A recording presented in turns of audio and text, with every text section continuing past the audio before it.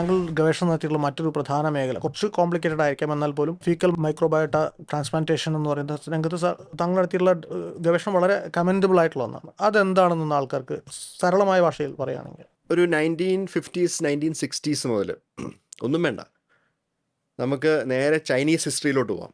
അന്നത്തെ Chinese മങ്സാണ്, Chinese philosophers ആയിരുന്നല്ലോ അന്നത്തെ ഡോക്ടേഴ്സും. അപ്പം പണ്ടത്തെ ചൈനീസ് ടെക്സ്റ്റുകളിൽ ഒരു സാധനത്തെപ്പറ്റി അവർ വിശദീകരിക്കുന്നുണ്ട്. അതിൻ്റെ പേരാണ് യെല്ലോ സൂപ്പ്. ഈ യെല്ലോ സൂപ്പ് എന്ന് പറയുന്നത് ഹെൽത്തി ആയിട്ടുള്ള പിള്ളേരുടെ മലമാണ്, അതാമാര് സ്റ്റോറിയും. എന്നിട്ട് ഈ വയറിളക്കവും ഛർദിയും വരുന്ന പിള്ളേർക്ക് ഇതിൽ നിന്ന് കുറച്ചെടുത്ത് കൊടുക്കും. ലോകത്തെ ആദ്യത്തെ സ്റ്റൂൾ ട്രാൻസ്ഫർ അതായിരുന്നു. അത് ട്രഡീഷണൽ ചൈനീസ് മെഡിസിനിലായിരുന്നു. ഇതിനെ അവർ യെല്ലോ സൂപ്പ് എന്നാണ് വിളിച്ചുകൊണ്ടിരുന്നത്. ഇത് പോയി മനുഷ്യരിലൊക്കെ ഇത് പിന്നെ ആരും മൈൻഡ് ചെയ്യത്തില്ല, ഇത് വിയർഡ് സ്റ്റഫല്ലേ, നോബഡി ബോദേഴ്സ്. ഇത് പിന്നെ വെറ്റിനറി മെഡിസിനിൽ പതുക്കെ ഇതിനൊരു ചെറിയൊരു ഇമ്പോർട്ടൻസ് വന്നു. അതായത് നമ്മുടെ കന്നുകാലികൾ, കാറ്റിൽ ഒരു തരത്തിലുള്ള ഗ്യാസ്ട്രിക് ഇൽനെസ് വരും, ഭയങ്കര സിവിയർ സിക്നെസ് വരും. അപ്പോൾ ഇവരെന്താ ചെയ്യുന്നത് വെച്ചാൽ, ഇപ്പം നെറ്റിലൊക്കെ നോക്കി കാണാം, ഈ പശുവിന് പല പല അറകളുണ്ട് വയറിലേ. അപ്പോൾ അതിലൊരു അറയിലോട്ട് അവർ പുറത്തുനിന്നൊരു സാധനം കിഴിച്ച് ഒരു ട്യൂബുമാരി ഫിറ്റ് ചെയ്തിട്ട് ഹെൽത്തി ആയിട്ടുള്ള പശുവിൻ്റെ സ്റ്റൊമക് കണ്ടൻസ് അതിനകത്തോട്ട് ഇടും. അപ്പം ഈ പശുവിൻ്റെ അസുഖം കുറയും. അപ്പോൾ ആ ഫീക്കൽ മൈക്രോബയോട്ട ട്രാൻസ്പ്ലാന്റ് എന്ന് പറയുന്നത്, അതായത് ഹെൽത്തി ആയിട്ടുള്ള ആ ഒരു വ്യക്തിയിൽ നിന്ന് മലമെടുത്ത് സിക്കായിട്ടുള്ള ഒരാൾക്ക് ആ മലം കൊടുക്കുകയാണ്. ഇത് വെറ്റിനറിയിൽ ചെയ്യുന്നുണ്ട്, ഭയങ്കര കോമൺ ആണ് വെറ്റിനറിയിൽ. ആദ്യമായിട്ട് മനുഷ്യന്മാർ ചെയ്തത് ചൈനയിലായിരുന്നു. അപ്പോൾ ഇത് 1950s ഒരു സർജൻ, ബെൻ ഐസ്മാൻ എന്ന് പറഞ്ഞൊരു സർജൻ, പുള്ളിയുടെ പേഷ്യൻസ്, ICU കിടക്കുന്ന പേഷ്യൻസിൽ ഒരു തരത്തിലുള്ളൊരു അസുഖം കണ്ടു. അതിൻ്റെ പേരാണ് അന്നത്തെ സമയത്ത് സൂഡോ മെംബ്രനസ് കൊളൈറ്റിസ് എന്നാണ് അതിൻ്റെ പേര്, അന്നത്തെ അവർ പേരിട്ടത്. അതായത് ലോങ് ടേം ICU കിടക്കുന്ന പ്രായമുള്ള പേഷ്യൻസിൽ ഒരു തരത്തിലുള്ള ഒരു ഇൻഫെക്ഷൻ, ഒരു ബാക്ടീരിയ ഉണ്ടാക്കുന്നതാണ്. ക്ലോസ്ട്രീഡിയം ഡിഫിസിൽ എന്നൊരു ബാക്ടീരിയ ഉണ്ടാക്കുന്ന ഒരു ഓപ്പർച്യൂണിസ്റ്റിക് ഇൻഫെക്ഷൻ. ഇത് വന്നു കഴിഞ്ഞാൽ പേഷ്യൻസ് പോക്കാണ്. എന്ന് വെച്ചാൽ ഇവരിങ്ങനെ വയറിളകി ഏറ്റവും അവസാനം വയറിലുള്ള തൊലിയൊക്കെ പോയി അൾസേഴ്സ് വന്ന് ബ്ലീഡ് ചെയ്ത് അവർ മരിക്കുകയാണ്. ഇതുങ്ങൾ എത്ര ആൻറ്റിബയോട്ടിക് കൊടുത്താലും റെസിസ്റ്റൻ്റ് ആണ്, മാറത്തില്ല. ആൻറ്റിബയോട്ടിക് കൊടുക്കുന്നതും ഒരു റിസ്ക് ഫാക്ടറാണ് ഇതുണ്ടാവാൻ. അപ്പോൾ ഇവർ കംപ്ലീറ്റ്ലി പെട്ടുപോയി. എന്ത് ചെയ്യണം ഈ പേഷ്യൻസിന്? അപ്പോൾ ബെൻ ഐസ്മാൻ എന്ത് ചെയ്ത്, ആ പഴയ സ്റ്റൈലിലുള്ള ആ സ്റ്റൂൾ ട്രാൻസ്പ്ലാന്റ് ചെയ്ത് അന്ന് ആലോചിച്ചിട്ട് കുറച്ച് ഹെൽത്തി ആയിട്ടുള്ള വോളണ്ടിയേഴ്സിൻ്റെ മലം ശേഖരിച്ച് അതൊരു എനിമയാക്കി ഈ പേഷ്യൻസിൻ്റെ തിരിച്ചു കയറ്റി ഹെൽത്തി ആയിട്ടുള്ള ഇത്. പുള്ളിയുടെ പഠനം എനിക്ക് തോന്നുന്ന 10-12 പേഷ്യൻസ് എന്തോ ഉണ്ടായിരുന്നുള്ളൂ. അതിനകത്തുനിന്ന് 9 പേരും രക്ഷപ്പെട്ടു. അപ്പോൾ ആദ്യത്തെ ഈ ഹെൽത്തി ഡോണർ സ്റ്റൂൾ ട്രാൻസ്ഫർ ചെയ്തത് ഫിസിഷ്യനല്ല, സർജനാണ് 1950s. അപ്പോൾ ഇതിൻ്റെ അടിസ്ഥാനത്തിൽ പിന്നെ അങ്ങോട്ട് നടന്ന മുഴുവൻ ബേസിക് സയൻസ് വർക്കാണ്. അപ്പോഴാണ് ഈ മൈക്രോബയോം സയൻസ് വരുന്നത്. മൈക്രോബയോട്ട എന്താണ് നമ്മൾ ചെയ്യുന്നത്, അങ്ങനെ ഒരു സെപ്പറേറ്റ് ഒരു സയൻസായി മാറിയത്. ആ ഒരു ബൂമിൻ്റെ ഭാഗമായിട്ട് ഫ്രഞ്ചുകാർ ഇതിനകത്ത് ഏറ്റവും കൂടുതൽ ബേസിക് സയൻസ് വർക്ക് ചെയ്തേക്കുന്നത്. ഫ്രഞ്ചുകാർ എന്ത് ചെയ്തു? എലികളിലാണല്ലോ ആദ്യം നമ്മളിതൊക്കെ നോക്കേണ്ടത്. അപ്പോൾ ഒരു ഗ്രൂപ്പ് എലീനെ എടുത്തു, ആ എലിക്ക് മദ്യം കൊടുത്തു. എലിയുടെ ഒരു ഗുണം ഒരു പ്രത്യേകത എന്താ വെച്ചാൽ മനുഷ്യന്മാരിയാ. ഒരു പാത്രത്തിൽ മദ്യം വെച്ചാൽ വേറൊരു പാത്രത്തിൽ വെള്ളം വെച്ചാൽ എലി നേരെ മദ്യത്തിലോട്ടുള്ള സ്ഥലത്തോട്ടാണ് പോകുന്നത്. അതാ ഇഷ്ടം. എന്നിട്ട് അത് മുഴുവൻ കുടിച്ചു തീർക്കും, വെള്ളം തൊടത്തില്ല. അപ്പോൾ നമ്മുടെ മനുഷ്യരെ പോലെയാണ്. അതുകൊണ്ട് എലിക്കകത്ത് ആൽക്കോൾ കൊടുക്കാൻ ഭയങ്കര ഈസിയാണ്. അപ്പോൾ എലിക്ക് ആൽക്കോൾ ഫീഡ് ചെയ്തു, ഒരു ഗ്രൂപ്പ് എലിക്ക് വെള്ളം മാത്രം കൊടുത്തു. അപ്പോൾ ഈ ആൽക്കോൾ കൊടുത്ത എലിയിൽ ഇവർ കണ്ടു, ഈ വെള്ളം കൊടുത്ത എലിയിൽ കമ്പയർ ചെയ്യുമ്പം ഇവരുടെ ചെറുകുടലിലും വൻകുടലിലും ഭയങ്കരമായിട്ടുള്ള ബാക്ടീരിയയുടെ ഷിഫ്റ്റിംഗ്, ഡിഫറെൻറ്റ് ബാക്ടീരിയ വരുന്നു. അതിൽ ചിലത് ഭയങ്കര ഡേഞ്ചറസ് ബാക്ടീരിയ. അങ്ങനെ ഡേഞ്ചറസ് ബാക്ടീരിയ ആയിക്കഴിഞ്ഞപ്പം ഈ മദ്യം കഴിച്ച എലികളിൽ ലിവറിൽ ഭയങ്കര നീർക്കെട്ട് വന്നു, ആൽക്കഹോൾ ഹെപ്പറ്റൈറ്റിസ്. അപ്പോൾ അതവർ ഐഡൻറ്റിഫൈ ചെയ്തു. ഇനി ഇവരെന്ത് ചെയ്തു? ഈ മദ്യം കഴിച്ച എലികളിൽ ഭയങ്കര ഹെപ്പറ്റൈറ്റിസ് വന്ന എലികളിൽ, ആൽക്കഹോൾ കാരണം വന്ന എലികളിലെ അവരെ പിടിച്ച് ഈ നല്ല ഹെൽത്തി ആയിട്ടുള്ള എലികളില്ലേ അവരുടെ കൂടെ ഹൗസിംഗ് എന്നാണ് പറയുന്നത്, അവരുടെ കൂട്ടിക്കൊണ്ട് ഇതുങ്ങളിട്ടു. എലിയുടെ ഒരു പ്രത്യേകതയുണ്ട്, കൊപ്രോഫാജിയ. അപ്പോൾ അങ്ങോട്ടും ഇങ്ങോട്ടും കാട്ടം തിന്നും, ബാക്കിയുള്ള എലികളുടെ ഫീസീസ് ഇത് തിന്നും. അപ്പം സ്റ്റൂൾ ട്രാൻസ്പ്ലാന്റ് ചെയ്യാൻ ഭയങ്കര ഈസിയാണ് ഇതുങ്ങളിലെ. അപ്പോൾ അവരെ ഹെൽത്തി ആയിട്ടുള്ള എലികളുടെ ഈ കാഷ്ടം ഈ മറ്റുള്ള എലികൾ കഴിക്കാൻ തുടങ്ങിയപ്പം ഇവർ കണ്ടു ഈ ലിവർ ഇൻഫ്ലമേഷൻ പതുക്കെ കുറയുന്നു. അപ്പോൾ അതൊരു പഠനമായി. അതായത് healthy stool transfer between healthy and diseased rats can actually reduce alcohol liver injury. ഇത് ഞാൻ നേരെ എടുത്ത് മനുഷ്യരിൽ ചെയ്തു 2014-2015 എൻ്റെ തീസീസ് ആയിരുന്നു ഡൽഹിയിൽ. ആൾക്കാരെ പറഞ്ഞ് മനസ്സിലാക്കാൻ കുറച്ച് സമയമെടുത്തു. എന്നാലും കുറേ പേര് റെഡിയായിരുന്നു. ബിക്കോസ് മദ്യം മൂലമുള്ള കരൾ വീക്കം, ആൽക്കഹോൾ റിലേറ്റഡ് ഹെപ്പറ്റൈറ്റിസ് ഭയങ്കര ഫേറ്റിലാണ്. 6 months to 1 year 100% ആൾക്കാർ മരിച്ചു ട്രാൻസ്പ്ലാന്റ് ഇല്ലാതെ. അപ്പം ഭയങ്കരമായിട്ട് മദ്യപിച്ച ആൾക്കാരിൽ കരൾ വീക്കം വന്ന് മഞ്ഞപ്പിത്തം വരുമ്പം നമ്മൾ ലിവർ ട്രാൻസ്പ്ലാന്റ് ഫസ്റ്റ് ഓപ്ഷനായിട്ട് കൊടുക്കും. പക്ഷെ അത് അത്ര ഈസി അല്ല. എന്നുവെച്ചാൽ ഇവരൊക്കെ റീസെൻറ്റ് ഡ്രിങ്കേഴ്സാണ്. അവർ കുടിച്ച് വന്ന ആൾക്കാരാണ്. അങ്ങനെയുള്ളവരെ പിടിച്ച് പുതിയ ലിവർ കൊടുത്താൽ പുതിയ ലിവർ കിട്ടിക്കഴിഞ്ഞ് പിന്നെ അടി തുടങ്ങും. അതുകൊണ്ട് മെൻ്റലി ഇവരൊന്നും സ്റ്റേബിൾ അല്ല. അവരെ പിടിച്ച് നമുക്ക് ട്രാൻസ്പ്ലാന്റ് ചെയ്യാനും പറ്റത്തില്ല, ഭയങ്കര ചിലവാണ്. അങ്ങനെയുള്ളവർ എന്ത് ചെയ്യണം? പണ്ടൊക്കെ എന്താ ചെയ്തുകൊണ്ടിരുന്നത്? മരിക്കാൻ വിടുകയാണ്. നമ്മൾ പാലിയേറ്റീവ് കെയർ മാറി. അങ്ങനെയുള്ള കുറച്ച് പേര് എടുത്തിട്ട് എൻ്റെ തീസിസിൻ്റെ ഭാഗമായിട്ട് ഞാൻ ഈ സ്റ്റൂൾ ട്രാൻസ്പ്ലാന്റ് ചെയ്തു. ഇഞ്ചക്ഷനാണോ എനിമയാണോ? ഇത് നെയ്സോ ഡുവോഡനൽ ട്യൂബ് എന്ന് പറയും. മൂക്കിക്കൂടെ ഒരു ട്യൂബ് ഇട്ട് ചെറുകുടലിലോട്ടാണ് ഡയറക്റ്റായിട്ട് കൊടുക്കുന്നത്. പ്രിപ്പറേഷൻ മെസ്സിയാണ്. ഞാൻ ഇപ്പോഴും ചെയ്ത് ഓർക്കുന്നുണ്ട്. എൻ്റെ ആദ്യത്തെ അറ്റംപ്റ്റ് ഇത് തെറിച്ച് എൻ്റെ ലാബിൽ മുഴുവനായിട്ട് ഞാൻ ഫുൾ ലാബൊക്കെ ക്ലീൻ ചെയ്തിട്ട് പിന്നെ ഫുൾ ഭയങ്കര സീനായിരുന്നു. ഇതൊക്കെ എൻ്റെ പേഴ്സണൽ ഇതാട്ടോ, ഞാൻ അടുത്ത് അധികം പറഞ്ഞിട്ടില്ല. പക്ഷേ ഇതൊക്കെ ചെയ്ത് ഏറ്റവും ദിവസം നമ്മൾ എൻ്റെ വൈഫ് ടീനയാണ് എനിക്ക് അന്ന് ആ മിക്സി തന്നത്. ഒരു ഫിലിപ്സ് ബ്ലെൻഡറാണ്. എൻ്റെ അടുത്ത് പറഞ്ഞ് ഈ സാധനം തിരിച്ച് വീട്ടിൽ കൊണ്ടുവരുന്നതെന്ന് പറഞ്ഞു. അതിപ്പോഴും എൻ്റെ യൂണിവേഴ്സിറ്റിയിൽ അവിടെ ഇരിപ്പുണ്ട്, അങ്ങോട്ട് കൊണ്ടുവന്നിട്ടില്ല. അപ്പോൾ അതിനകത്ത് നമ്മളിങ്ങനെ ബ്ലെൻഡ് ചെയ്ത് സലൈനി ബ്ലെൻഡ് ചെയ്തിട്ട് ഒരു വലിയ സിറിഞ്ച് വഴി മൂക്കിക്കൂടെ ട്യൂബ് ഇട്ടിട്ട് നമ്മൾ പേഷ്യൻസിന് കൊടുക്കുകയാണ്. അപ്പം എൻ്റെ ചില പേഷ്യൻസ് ഭയങ്കര ഹെവി ഡ്രിങ്കേഴ്സും ഭയങ്കര ആൽക്കഹോൾ അബ്യൂസേഴ്സും വയലൻ്റ് പാർട്ടീസുമാണ്. അപ്പം ഈ ഹെൽത്തി സ്റ്റൂൾ കൊടുക്കുന്ന ആരാ? മിക്കപ്പോഴും ഭാര്യമാരാണ്.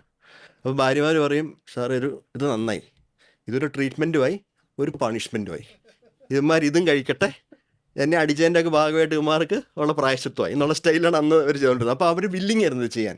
അപ്പോൾ നമ്മൾ എന്ത് ചെയ്യും? നമ്മൾ ഈ സ്റ്റൂൾ ട്രാൻസ്പ്ലാന്റ് കൊടുത്ത പേഷ്യൻസും സ്റ്റൂൾ ട്രാൻസ്പ്ലാന്റ് കിട്ടാത്ത പേഷ്യൻസ് തമ്മിൽ പഠനം നടത്തിയപ്പോൾ കണ്ടത്, സ്റ്റൂൾ ട്രാൻസ്പ്ലാന്റ് കൊടുത്ത alcoholic hepatitis patients 88% survived at 1 year. മറ്റേടത്ത് ഹാർഡ്ലി 10% സർവൈവ്ഡ്. അപ്പോൾ അങ്ങനെയാണ് ആദ്യം ഞങ്ങൾ സ്റ്റൂൾ ട്രാൻസ്പ്ലാന്റിൻ്റെ ഇൻ ഹ്യൂമൻസ് ഞാൻ ആദ്യം ചെയ്തത് വേൾഡിൽ. ആ പ്രോട്ടോക്കോള് പിന്നെ പല സ്ഥലങ്ങളിലും ഏറ്റെടുത്ത് PJ ചണ്ഡീഗഡ്, CMC വെല്ലൂർ, പിന്നെ ഞാൻ പഠിച്ച ഇൻസ്റ്റിറ്റ്യൂട്ടിൽ തന്നെ, പിന്നെ ഞങ്ങൾ ഇവിടെ നമ്മുടെ ഡിപ്പാർട്ട്മെൻറ്റ്സിലൊക്കെ ചെയ്യുന്നുണ്ട്. അപ്പോൾ അതൊരു സാൽവേജ് തെറപ്പിയാണ്. അതായത് പെട്ടെന്ന് ട്രാൻസ്പ്ലാന്റിലോട്ട് പോകാൻ പറ്റാത്ത പേഷ്യൻസിന് ലൈഫ് കൂട്ടിക്കൊടുക്കാൻ നമ്മൾ ചെയ്യുന്നതാണ് ഇത് സ്റ്റൂൾ ട്രാൻസ്പ്ലാന്റ്. എക്സ്റ്റൻഷൻ എത്ര? ഇപ്പം എൻ്റെ ഏറ്റവും ലോങ്ങസ്റ്റ് ആയിട്ടുള്ള stool transplant patients 6 years 7 years ഒക്കെ വരുന്നുണ്ട്. Only because they are not drinking. അതായത് അവർ ഇതൊക്കെ ചെയ്ത് കഴിഞ്ഞ് ലിവറൊക്കെ റിക്കവറായി വന്നിട്ട് പിന്നെ മദ്യപിച്ച് പിന്നെ ലിവർ കേടായി മരിച്ച ആൾക്കാരും ഉണ്ട്. പക്ഷേ വേറൊരു രസമുണ്ട് ഇതിനകത്ത്. നമ്മൾ സ്റ്റാൻഡേർഡായിട്ട് ഡി അഡിക്ഷൻ ചെയ്യുന്ന ആൽക്കഹോൾ ഗ്രൂപ്പുണ്ട്, സ്റ്റൂൾ ട്രാൻസ്പ്ലാന്റ് കൊടുത്ത ഗ്രൂപ്പുണ്ട്. ഈ സ്റ്റൂൾ ട്രാൻസ്പ്ലാന്റ് കൊടുത്ത പലരിലും സ്റ്റാൻഡേർഡ് ഡി അഡിക്ഷൻ്റെ ആവശ്യം വരുന്നില്ല. അതായത് നമ്മൾ ഈ കൊടുത്ത അണുക്കളുണ്ടല്ലോ, ഈ ബാക്ടീരിയ, ഒരു പ്രത്യേക സിഗ്നലിംഗ് പാത്വേ ആക്ടിവേറ്റ് ചെയ്യാണ് ഗട്ടിൽ. അതിൻ്റെ ഭാഗമായിട്ട് ഈ മദ്യാസക്തി കുറയ്ക്കുന്ന ബ്രെയിനിലെ കേന്ദ്രങ്ങൾ കത്തുകയാണ്. അപ്പോൾ അവരുടെ ക്രേവിങ് കുറയുകയാണ് ഈ ബാക്ടീരിയ മാറുമ്പോൾ. അപ്പോൾ നമ്മുടെ ഹ്യൂമൻ ബയോളജി മുഴുവനെ മാറ്റുകയാണ്, ബാക്ടീരിയൽ ചേഞ്ച് വരും. അപ്പോൾ നമ്മുടെ തിങ്കിങ് തോട്ട് ഒക്കെ മാറ്റുകയാണ്. അപ്പം പുതിയൊരു പഠനം ഇപ്പം അമേരിക്കയിൽ ഡോക്ടർ ജസ്മോഹൻ ബജാജ് ചെയ്യുകയാണത്. അവിടുത്തെ ഒരു വലിയ ഈ സ്റ്റൂൾ ട്രാൻസ്പ്ലാന്റ് സ്പെഷ്യലിസ്റ്റാണ്. അദ്ദേഹം സിവിയർ ആൽക്കഹോൾ അഡിക്ഷനുള്ള, ആൽക്കഹോൾ യൂസ് ഡിസോർഡർ ഉള്ള പേഷ്യൻസിലും പേഷ്യൻസിൽ ഒരു ഗ്രൂപ്പിന് സ്റ്റാൻഡേർഡ് തെറപ്പി കൊടുത്തു, ഒരു ഗ്രൂപ്പിന് സ്റ്റൂൾ ട്രാൻസ്പ്ലാന്റ് കൊടുത്തു. അവരിലും അദ്ദേഹം നമ്മൾ കണ്ട സെയിം സാധനം കണ്ട്. സ്റ്റൂൾ ട്രാൻസ്പ്ലാന്റ് കിട്ടുന്ന ആൾക്കാർ കുടിക്കുന്നത് കുറവാണ്. ഈ ബാക്ടീരിയൽ പ്രോഡക്ട്സ് ബ്രെയിനെ അഫക്റ്റ് ചെയ്യുന്നുണ്ട്.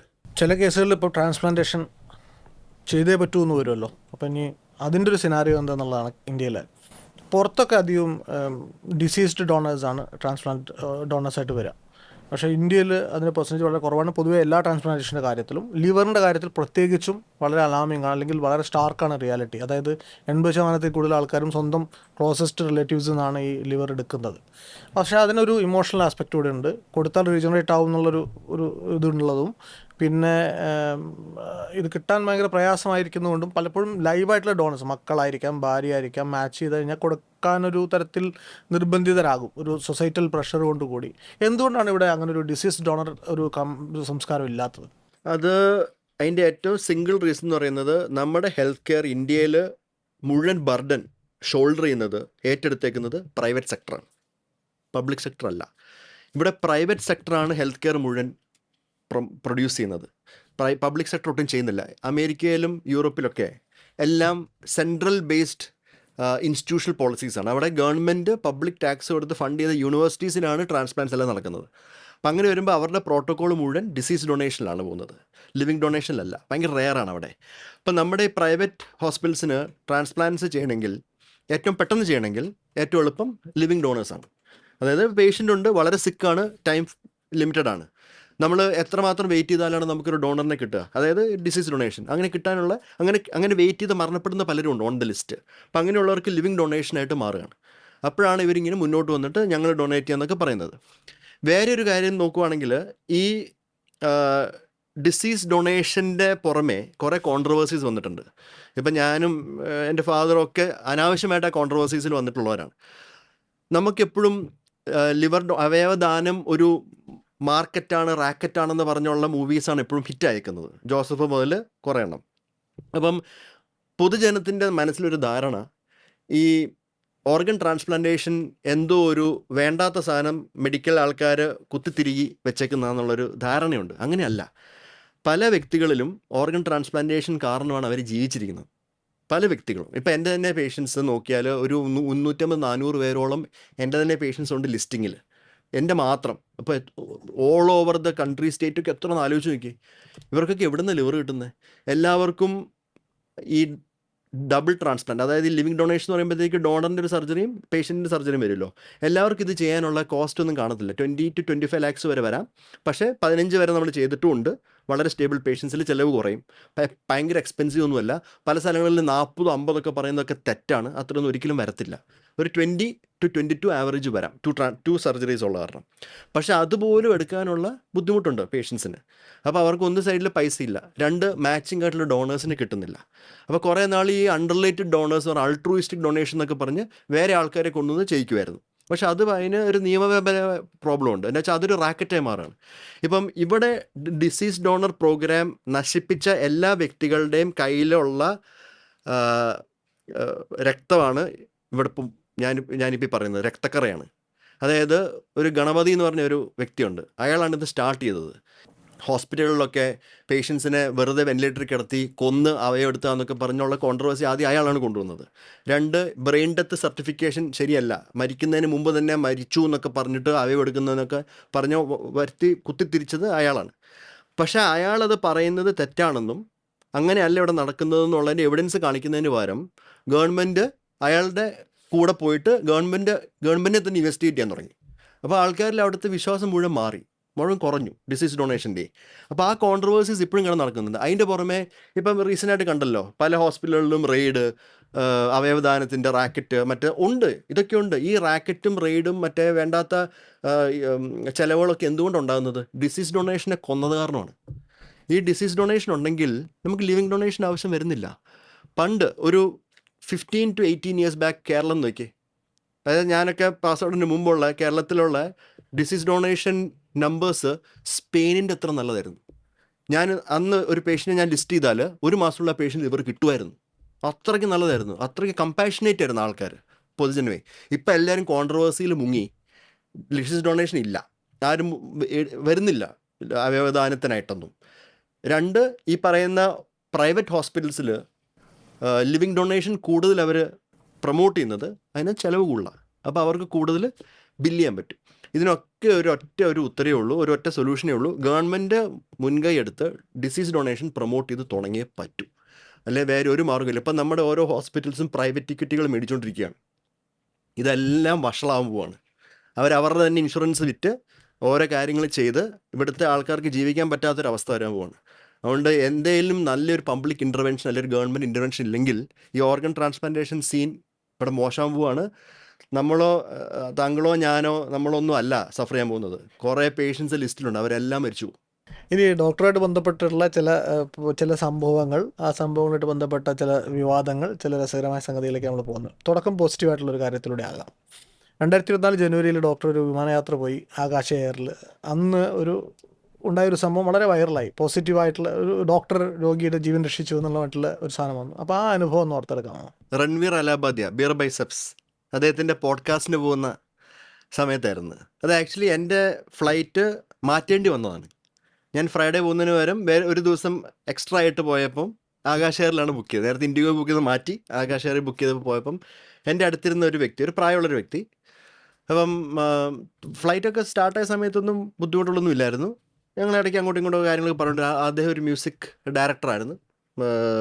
നമ്മുടെ ബോംബെയിൽ വർക്ക് ചെയ്യുന്നു, പിന്നെ തെലുഗു ഇൻഡസ്ട്രിയിലും വർക്ക് ചെയ്യുന്നത്. കുറച്ച് കഴിയുമ്പോഴത്തേക്ക് ഞാൻ പതുക്കെ അങ്ങ് ഒന്ന് മയങ്ങി ഫ്ലൈറ്റിൽ. അപ്പോൾ പെട്ടെന്ന് എൻ്റെ സൈഡിൽ നിന്ന് ഭയങ്കര എന്തൊക്കെയോ സൗണ്ടും കാര്യങ്ങളൊക്കെ കേൾക്കും. അപ്പോൾ ഞാൻ നോക്കുമ്പോൾ എയർ ഹോസ്റ്റസ് വന്നിട്ട് ഇദ്ദേഹത്തിന് പെട്ടെന്ന് നെബുലൈസർ കിറ്റൊക്കെ കൊടുക്കുന്നു, എന്തൊക്കെയോ ചെയ്യുന്നു, തട്ടുന്നു. അപ്പോൾ ഞാൻ നോക്കുമ്പോൾ എന്തോ പ്രശ്നമാണ്. അപ്പോൾ പുള്ളിക്കാരി പെട്ടെന്ന് തീരുമാനിച്ചു ഒന്ന് ചോദിക്കുക ആരാ ഡോക്ടർ ഓൺ ദ ഫ്ലൈറ്റ്. അപ്പോൾ ഞാൻ പറഞ്ഞു ഞാൻ ഡോക്ടറാണ്, നിങ്ങൾ ഇത് ചെയ്യേണ്ടെന്ന് പറഞ്ഞു, ഇൻഫോം ചെയ്യേണ്ട, ഞാൻ നോക്കട്ടെ എന്ന് പറഞ്ഞു. അപ്പോൾ ഇദ്ദേഹം ഒരു കിഡ്നി ഫെയിലർ പേഷ്യൻ്റാണ്, ക്രോണിക് കിഡ്നി ഡിസീസ് ഉള്ള ഡയാലിസിസിലുള്ളൊരു പേഷ്യൻ്റാണ്. 3 ദിവസം ആഴ്ചയിൽ ഡയാലിസിസ് ചെയ്യുന്ന ഒരാളാണ്. ഇദ്ദേഹം ഈ നാട്ടിൽ വന്നപ്പം, കൊച്ചി വന്നപ്പം 2 ദിവസം ഡയാലിസിസ് മിസ്സായി. അതായത് ഡയാലിസിസ് ചെയ്യേണ്ട ദിവസമായിരുന്നു ഇദ്ദേഹം ഈ ഫ്ലൈ ചെയ്യുന്നത്. അപ്പോൾ ഡയാലിസിസ് ചെയ്യാത്തതിൻ്റെ ഭാഗമായിട്ട് ഇദ്ദേഹത്തിൻ്റെ ലങ്സിലൊക്കെ ഭയങ്കരമായിട്ട് വെള്ളക്കെട്ട് വന്നു. അതിൻ്റെ ഭാഗമായിട്ട് ഭയങ്കര ശ്വാസം മുട്ട് വന്നു. ഇതൊന്നും എനിക്കറിയത്തില്ല. അപ്പം ഇദ്ദേഹം എൻ്റെ അടുത്ത് ഇങ്ങനെ, ഇദ്ദേഹത്തിന് സംസാരിക്കാനും ഭയങ്കര പാടുണ്ട്, അത്രയ്ക്ക് ശ്വാസം മുട്ടാണ്. അപ്പോൾ ഇവർ നെബുലൈസേഷൻ കൊടുത്തിട്ടൊന്നും ആൾ ഒന്നും കുറയുന്നില്ല. ഏറ്റവും അവസാനം ഇദ്ദേഹത്തോട് പറഞ്ഞ് ആളുടെ ഫോൺ ഓണാക്കി ഓപ്പണാക്കി അതിനകത്ത് പ്രിസ്ക്രിപ്ഷൻസൊക്കെ ഞാൻ വായിച്ചപ്പോഴത്തേക്ക് എനിക്ക് മനസ്സിലായ ആളൊരു കിഡ്നി പേഷ്യൻ്റാണ്. BP ഒക്കെ ചെക്ക് ചെയ്തപ്പോഴത്തേക്ക് സ്കൈ ഹൈ ആണ്, അതായത് 200, 250/180 ഒക്കെ റേഞ്ചിൽ. അപ്പം ആക്സലറേറ്റഡ് ഹൈപ്പർ ടെൻഷൻ എന്ന് പറയും ഈ കിഡ്നി പേഷ്യൻസിൽ വരുന്ന ആ ഒരു സിറ്റുവേഷൻ ആൾ പെട്ടിരിക്കുകയാണ്. ഇപ്പം ഞാൻ ഹെപ്പറ്റോളജിസ്റ്റാണ്. ഞാൻ ലൈൻ ഇടുകയോ ഇഞ്ചക്ഷൻ കൊടുക്കുകയോ അതൊക്കെ ചെയ്തിട്ട് കുറേ നാളെ അതൊക്കെ നമ്മൾ ചെയ്യുന്നത് ബാക്കിയുള്ള ടീംസ് ചെയ്യുന്നുണ്ടല്ലോ.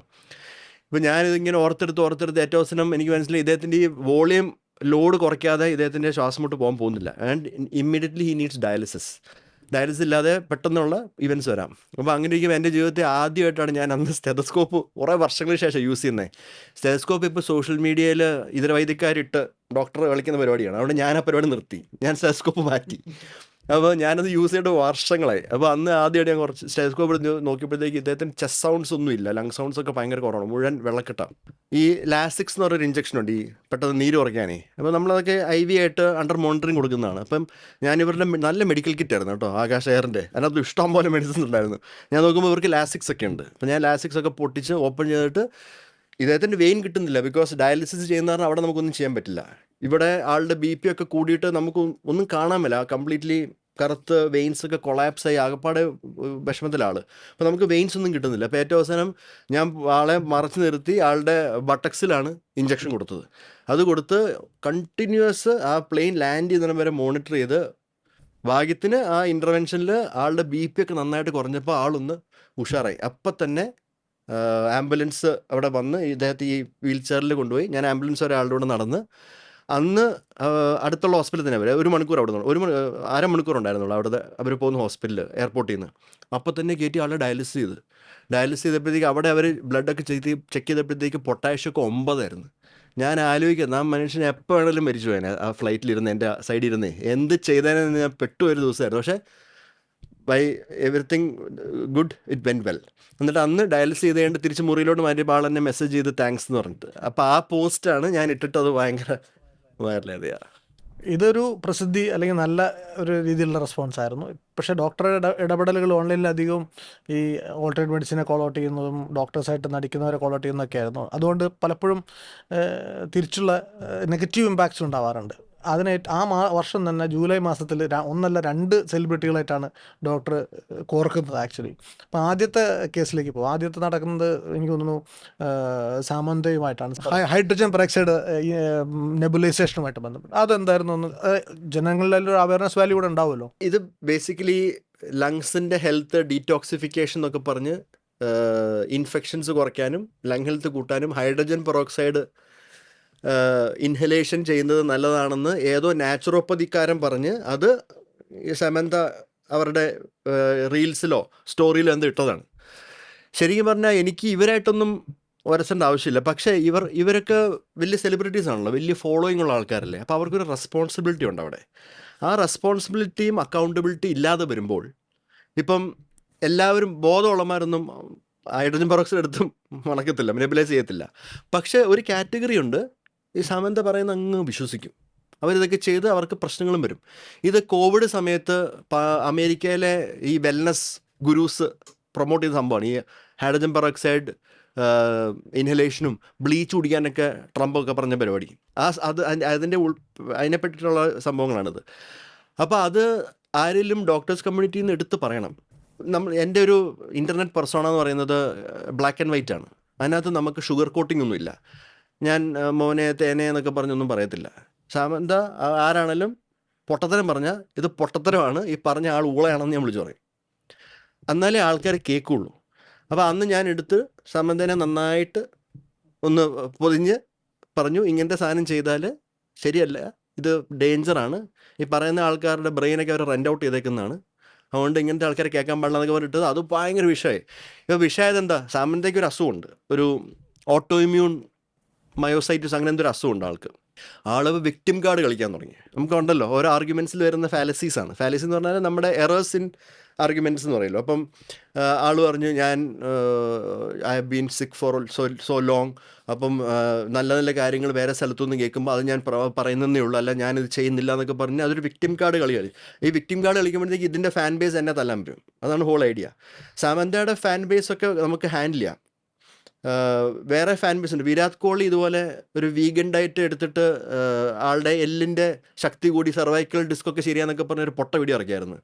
കോഹ്ലിയുടെ ഫാൻസ് വേറെ ലെവലാണ്, നമ്മളെ കടിച്ച് തിന്നില്ലെന്നേ ഉള്ളൂ. അപ്പോൾ അതുപോലെ ഇതാണ് സാമന്തയുടെ നടന്നത്.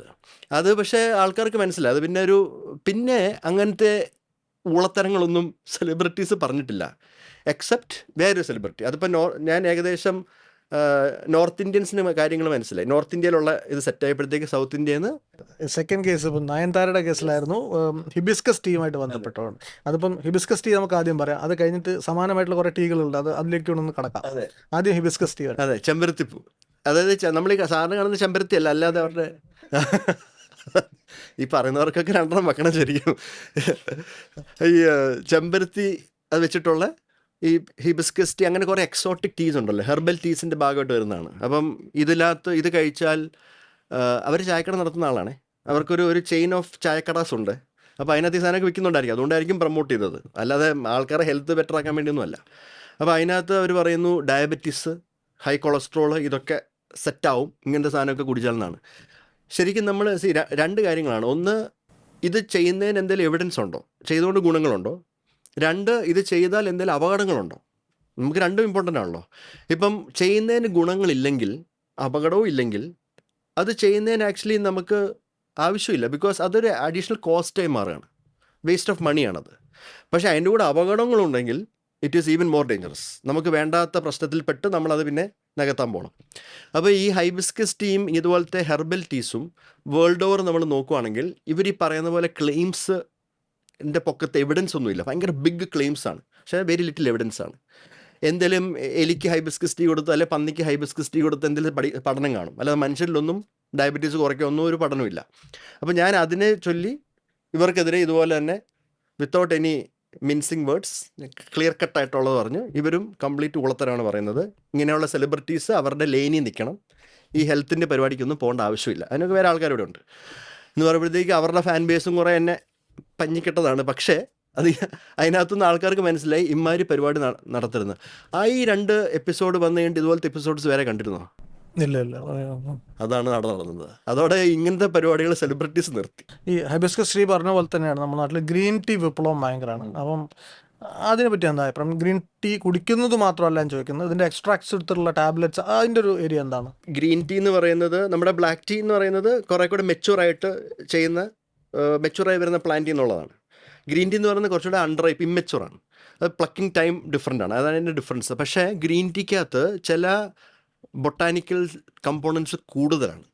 ഇത് കുറച്ചുകൂടെ ഇമ്മെച്യൂർ വേർഷൻ ഏതാറിനെ. ഒരു കാറ്റക്കിൻ എന്ന് പറഞ്ഞൊരു ഗ്രൂപ്പ് ഓഫ് കെമിക്കൽസ് ഉണ്ട് ഈ പ്ലാന്റ്സിലൊക്കെ. അപ്പം അതിനകത്ത് EGCG എന്ന് പറയുന്ന ഒരു കാറ്റക്കിനുണ്ട്, ഒരു ഗ്രീൻ ടീ കമ്പോണൻ്റ് ആണത്. അതാണ് ഗ്രീൻ ടീക്കകത്ത് ഏറ്റവും കോമൺ ആയിട്ടുള്ള കാറ്റക്കിൻ, EGCGയുടെ ഒരു പ്രോബ്ലം എന്ന് പറയുന്നത് അത് ഭയങ്കര ലിവർ ടോക്സിക് ആണ്. അപ്പോൾ സാധാരണ രീതിയിൽ നമ്മൾ ഒരു 2 to 3 cups of green tea daily എടുക്കുന്നത് കുഴപ്പമില്ല. എന്ന് വെച്ചാൽ അത് നമ്മൾ കംപ്ലീറ്റ്ലി ഡൈല്യൂട്ട് ചെയ്ത് പ്രോപ്പറായിട്ട് ടീ പ്രിപ്പറേഷൻ, അതിനകത്ത് EGCGയുടെ അളവ് വളരെ കുറവാണ്.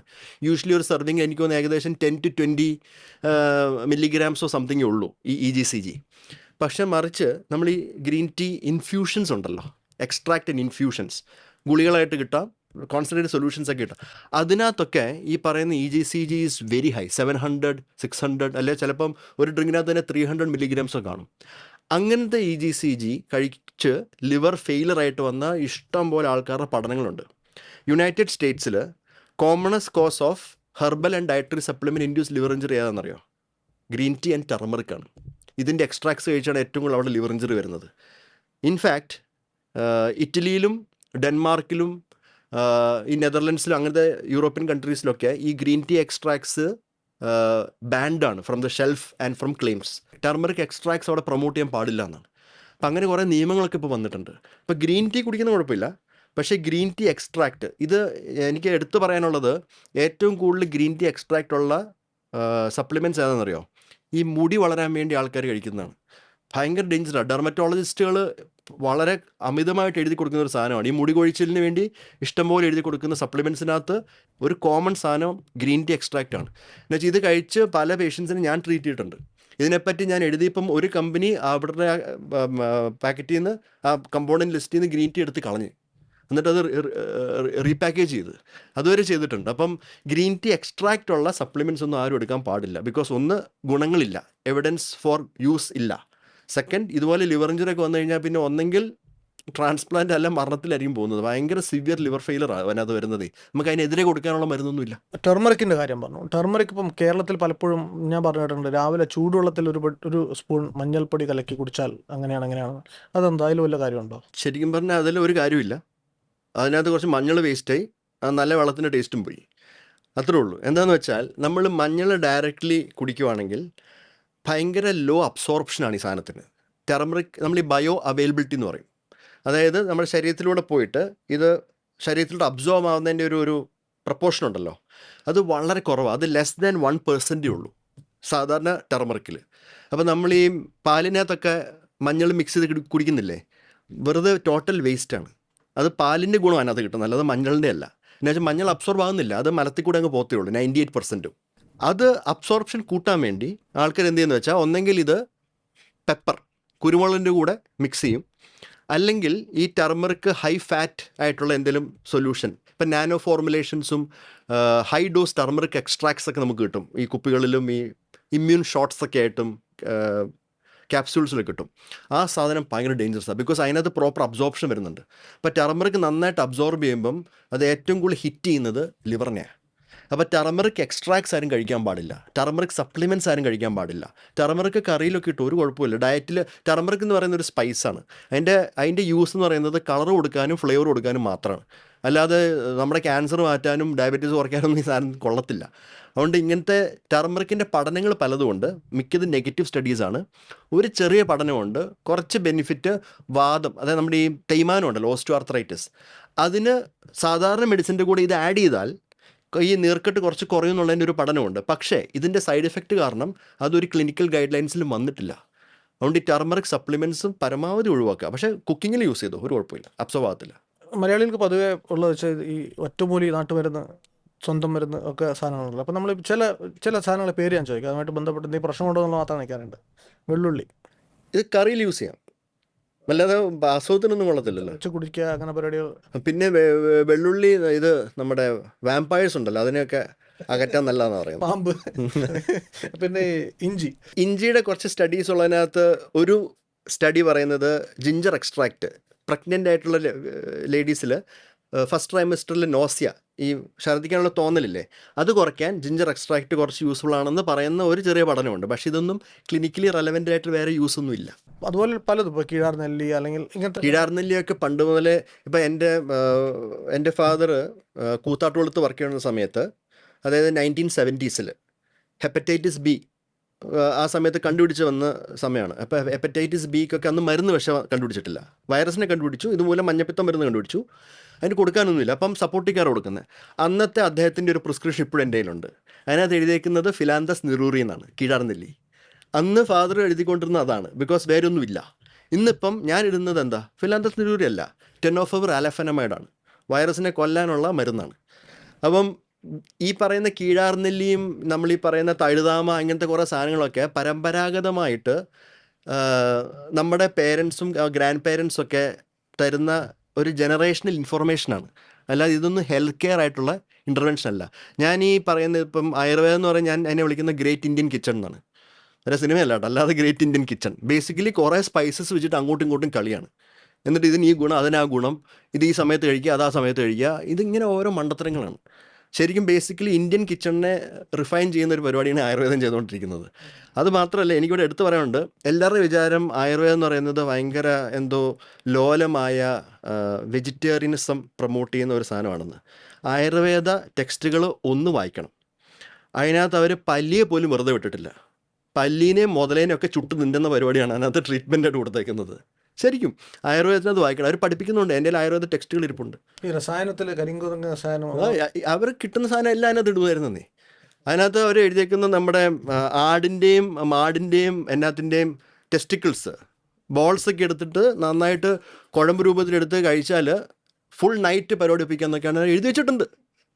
It is written. പോത്തിൻ ദ്രാവകം തുടങ്ങിയ കുറേ സാധനങ്ങളുണ്ടല്ലോ. കുറേ സാധനമുണ്ട്. ഒന്നും വേണ്ട, ഇവിടെ ഈ ധന്വന്തരം ഗുളിയല്ലേ ഇവർ ഭയങ്കരമായിട്ട് കൊടുക്കുന്നതാണല്ലോ.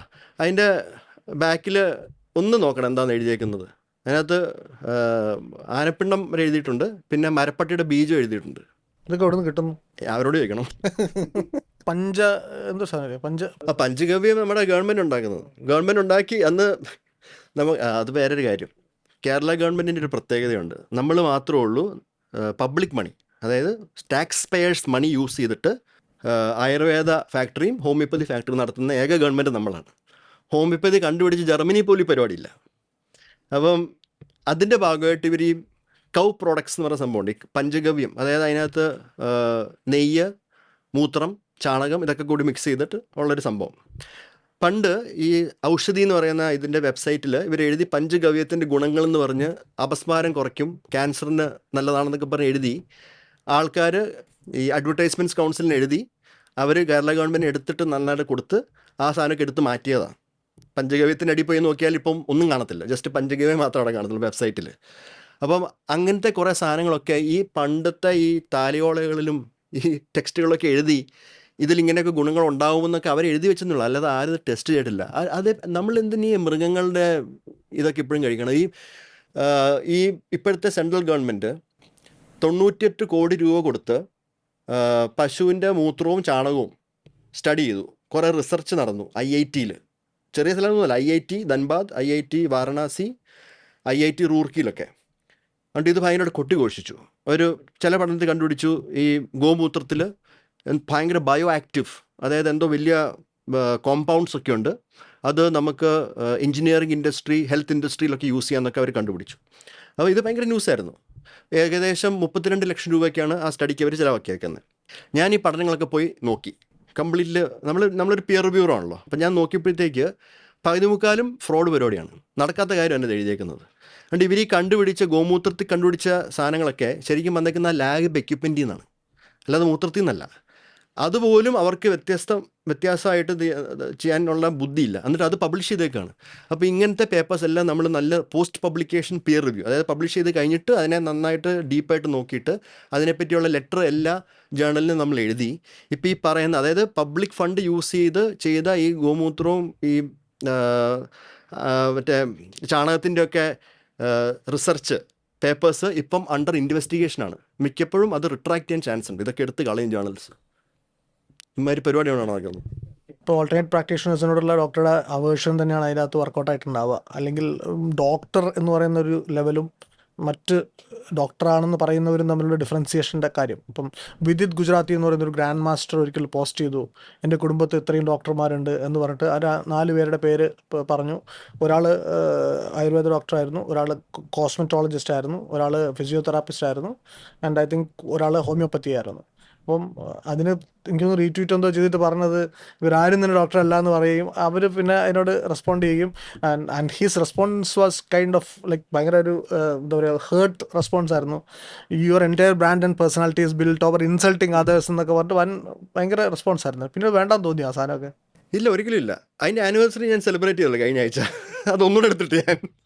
അപ്പം ഇതിപ്പം വിജിത് ഗുജറാത്തി അങ്ങനെ എഴുതി, അദ്ദേഹത്തിൻ്റെ ഇഗ്നറൻസ്.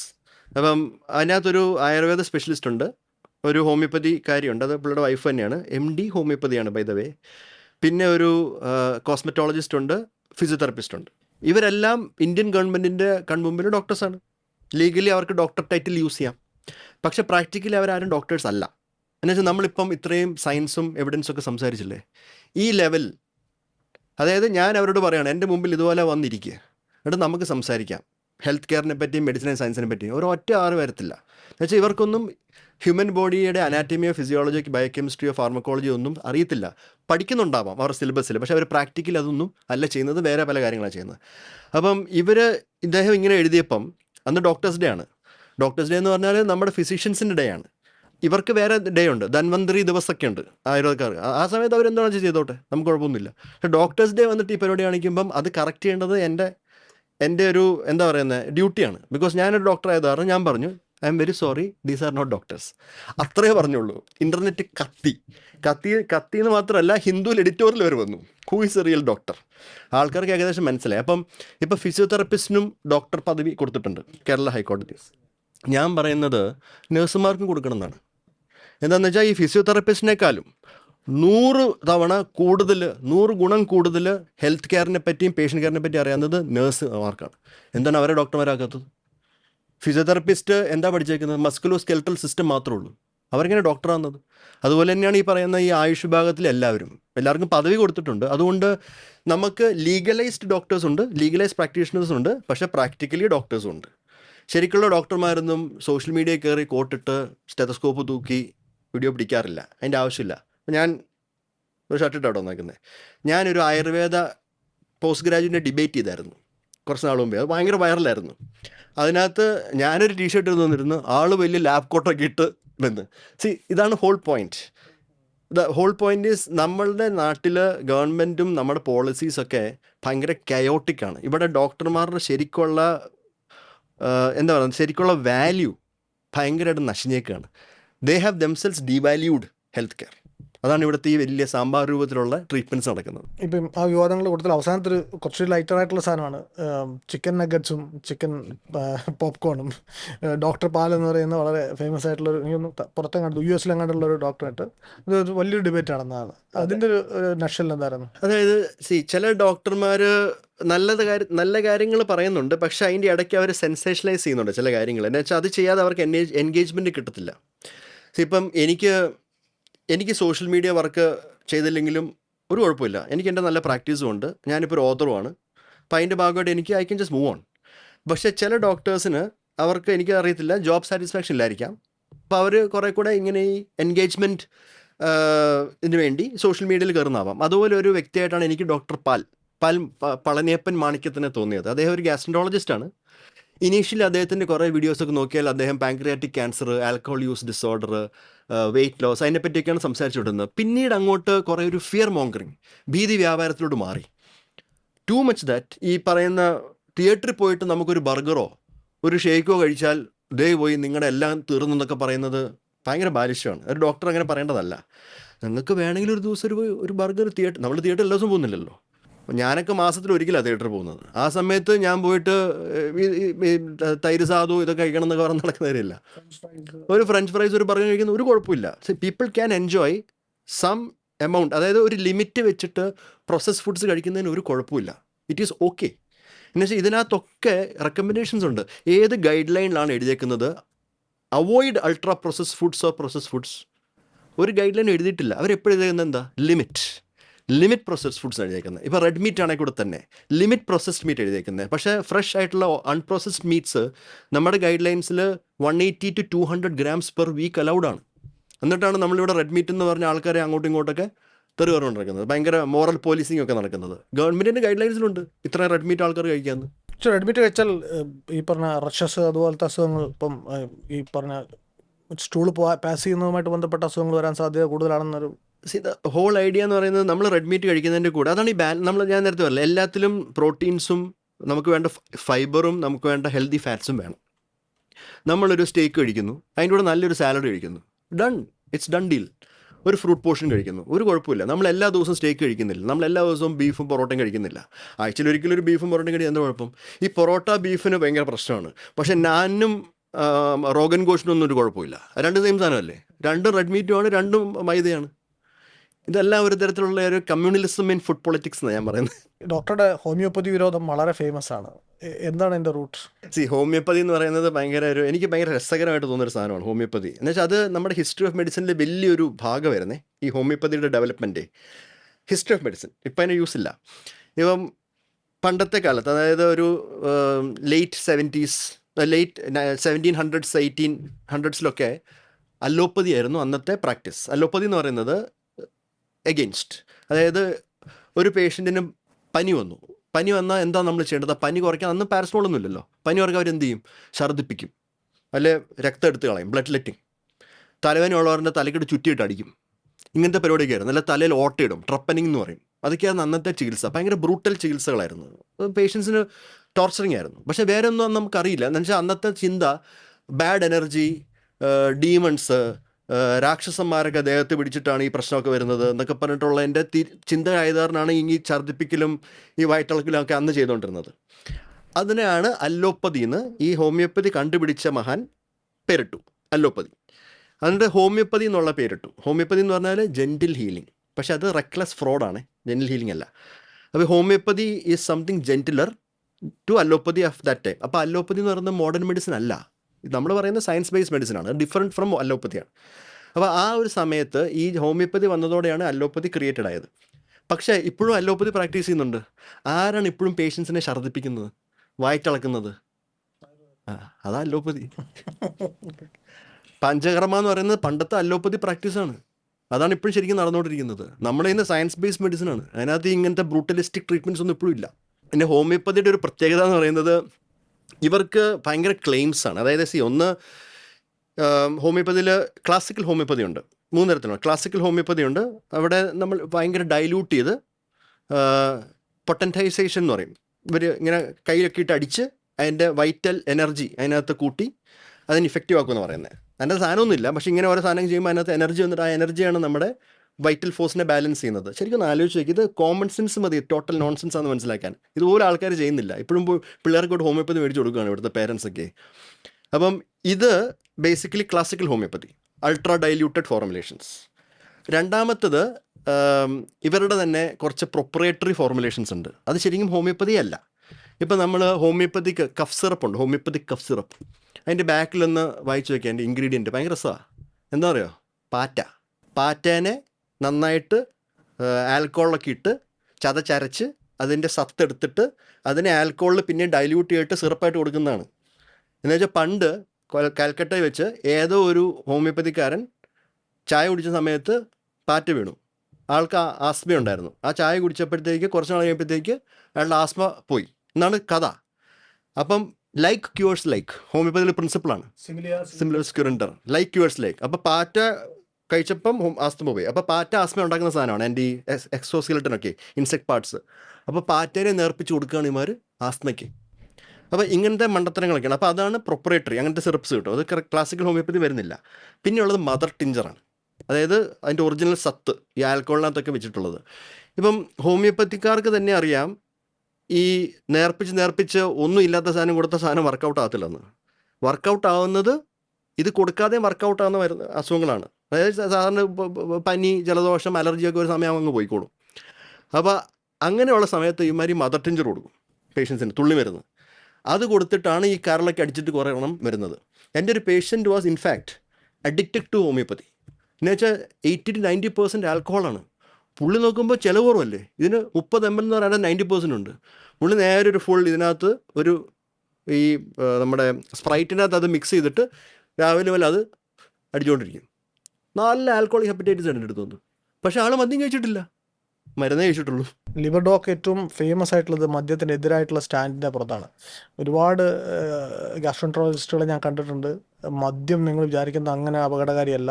ഇത്ര പെഗ് വെച്ച് നമ്മൾ കണക്ക് കൂട്ടി ആൽക്കഹോളിൻ്റെ കണ്ടൻറ്റ് നോക്കി ലിവറിന് പ്രോസസ്സ് ചെയ്യാനുള്ള കപ്പാസിറ്റി നോക്കുമ്പോൾ ഇത്ര പെഗ് വെച്ച് ദിവസം 2 പെഗോ 60 ml വെച്ച് 2 പ്രാവശ്യമോ അല്ലെങ്കിൽ ഒരു 60 ml സ്കോച്ച് സിംഗിൾ മോൾട്ടോ ഒക്കെ അടിച്ച്. ഇപ്പോൾ സിംഗിൾ മോൾട്ട് അടിച്ചാലും അല്ലെങ്കിൽ വളരെ മിനിമലായിട്ട് ഹെൽത്തി ഡ്രിങ്കിങ് എന്നൊരു കൺസെപ്റ്റ് ഉണ്ടോ? ഹെൽത്തി ഡ്രിങ്കിങ് എന്ന കൺസെപ്റ്റും ഇല്ല, റെസ്പോൺസിബിൾ ഡ്രിങ്കിങ് എന്നുള്ള കൺസെപ്റ്റും ഇല്ല. ഇത് ആൽക്കഹോൾ ലോബി ഉണ്ടാക്കിയേക്കുന്ന വാക്കുകളാണ്. അപ്പം അതാണ് ഗ്യാസ്ട്രോൻട്രോളജിസ്റ്റും ഹെപ്പറ്റോളജിസ്റ്റും തമ്മിലുള്ള ഡിഫറൻസ്. അപ്പം ഞാൻ പറയാറുള്ളതാണ്, education is not equal to intelligence. Intelligence is not equal to rationalism. നമുക്ക് വെൽ എഡ്യൂക്കേറ്റഡ് ഉള്ള ഡോക്ടേഴ്സ് മദ്യപിക്കാൻ പറയുന്നുണ്ട്, മദ്യപിക്കുന്നുമുണ്ട്. ഇൻ്റലിജൻ്റ് ഉള്ള ഡോക്ടേഴ്സ് വല്ലപ്പോഴും മദ്യപിക്കാനും പറയുന്നുണ്ട്. അപ്പോൾ നമുക്ക് വേണ്ടത് റാഷണലിസമാണ്, ക്രിട്ടിക്കൽ തിങ്കിങ്. അപ്പം നമ്മളിപ്പം മദ്യത്തെ നോക്കുന്നത് ഒരു ലിവറിൻ്റെ ആസ്പെക്റ്റ് മാത്രമല്ല, ഹോൾ ബോഡിയാണ്, ഹ്യൂമൻ ബോഡി ആസ്പെക്റ്റ് നോക്കണം.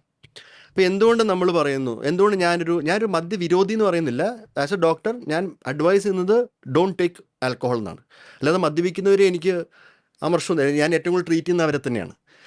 അപ്പം മദ്യപിക്കുന്ന വ്യക്തികൾ മദ്യപാനം നിർത്തുക എന്നുള്ളതാണ്. ഇനി മദ്യപാനം തുടങ്ങാൻ താല്പര്യമുള്ളവർ വേണ്ട എന്നുള്ളതാണ്. അപ്പോൾ അതിൻ്റെ ഒരു ഹോൾ ഐഡിയ എന്ന് പറയുന്നത്, ഇപ്പം പണ്ടൊക്കെ ഉള്ള സ്റ്റഡീസ് ഉണ്ടല്ലോ, കുറച്ച് മദ്യം കഴിച്ചാൽ ഹാർട്ട് ഹെൽത്ത് ബെറ്റർ ആവും എന്നൊക്കെ ഉള്ള സ്റ്റഡീസ് പണ്ട് 1960s ഉണ്ടായിരുന്നു. അപ്പോൾ ആ പഠനങ്ങളുടെ അടിസ്ഥാനത്തിലാണ് സ്മോൾ എമൗണ്ട് ഓഫ് ആൽക്കഹോൾ, ഇപ്പോൾ പറഞ്ഞ പോലെ സിംഗിൾ മോൾട്ടൊക്കെ എല്ലപ്പോഴും അടിച്ചാൽ നല്ലതാണ് ആൾക്കാർ പറഞ്ഞു വന്നത്. ആ പഠനങ്ങളെയൊക്കെ റീഡൂ ചെയ്തു നമ്മൾ പുതിയ യുഗത്തിൽ, ലാസ്റ്റ് ഒരു 2 decades. അന്ന് മനസ്സിലാക്കിയത്, ഈ മദ്യപിച്ചുകൊണ്ടിരുന്ന വ്യക്തികൾ അവരുടെ ലൈഫ് സ്റ്റൈൽ വളരെ ഹെൽത്തിയറായിരുന്നു. അപ്പം അവർ ബെറ്റർ ഫുഡ് കഴിക്കുന്നു, ബെറ്റർ എക്സസൈസ് ചെയ്യുന്നു, അവർക്ക് വേറെ മെറ്റബോളിക് ഡിസീസസ് ഒന്നുമില്ല. അങ്ങനെ വ്യക്തികൾ മദ്യപിക്കുന്നു, അവരിൽ ഹെൽത്ത് ബെറ്റർ ആവുന്നു എന്ന് പറയുമ്പം അത് മദ്യമൂലമല്ല, ആ ബാക്കിയുള്ള ഫാക്ടേഴ്സ് കാരണമാണ്. അപ്പോൾ ആ ഫാക്ടേഴ്സിനെ എടുത്ത് കളയുമ്പോൾ ആ വ്യക്തികളിൽ കണ്ടേക്കുന്നത് കൂടുതൽ ഹൃദ്രോഗങ്ങളും ക്യാൻസറുമാണ്.